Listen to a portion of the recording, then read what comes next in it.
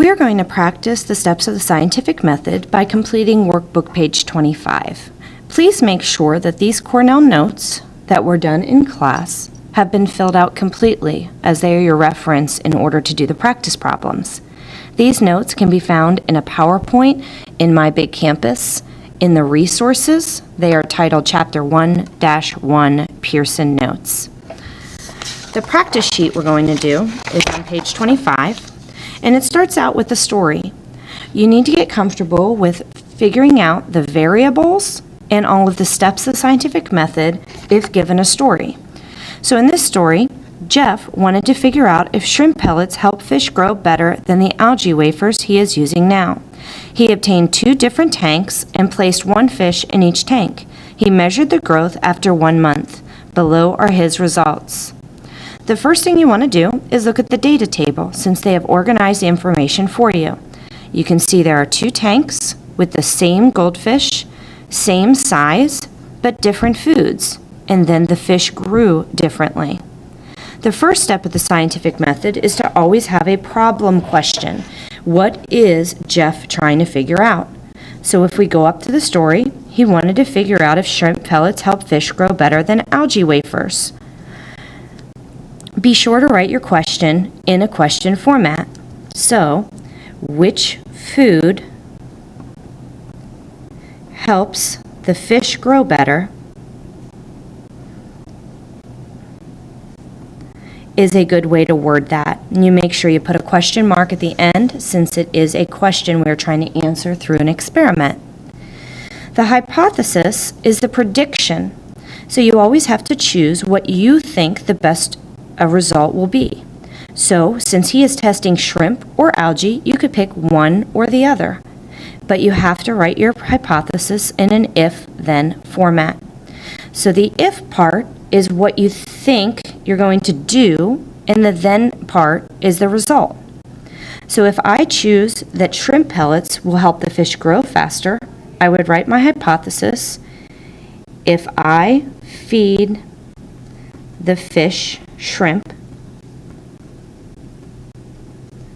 then they will grow better. Notice the first part of my hypothesis says what I'm going to do. The second part of my hypothesis says the result, what I'm going to see happen.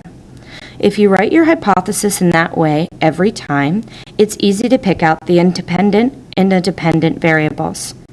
Independent is what you're testing, what you're doing, the factor you are in charge of during the experiment. So what I'm doing is I'm feeding the fish a certain kind of food. So what I would write for the independent variable is fish food. The dependent is the result, what I measure or observe. So if I give the fish different kinds of food, then they will grow differently. So the dependent variable is the fish growth. When we set up our experiment, you always want to have different groups with everything the same except what you're testing. So in this case, since we're testing the food type and then we're going to measure the fish growth, the food type is the independent variable and the fish growth is the dependent.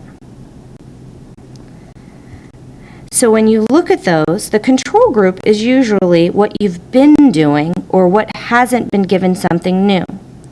So in this story, Jeff wants to figure out if shrimp pellets are better than algae. So he's probably been giving them algae, and now he's trying something new. So I would say the control group is tank B, because the algae was his original food. And we're going to compare the shrimp to see if it's any better than the original food that he gave it. The last step of the scientific method, after we analyze our data, is to write a conclusion. What is the result? So when we look at our data, the shrimp pellets caused the fish to grow 0.85 centimeters. The algae wafers caused it to grow 2.1. So when I look at that data, according to my results, my hypothesis was not supported because I thought the shrimp would cause it to grow better. So I would write, The data does not support my hypothesis.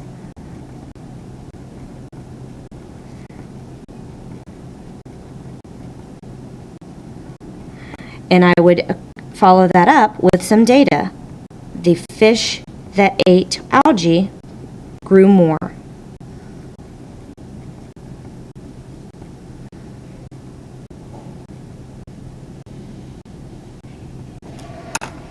If you're still having difficulty with these practice questions, please watch the next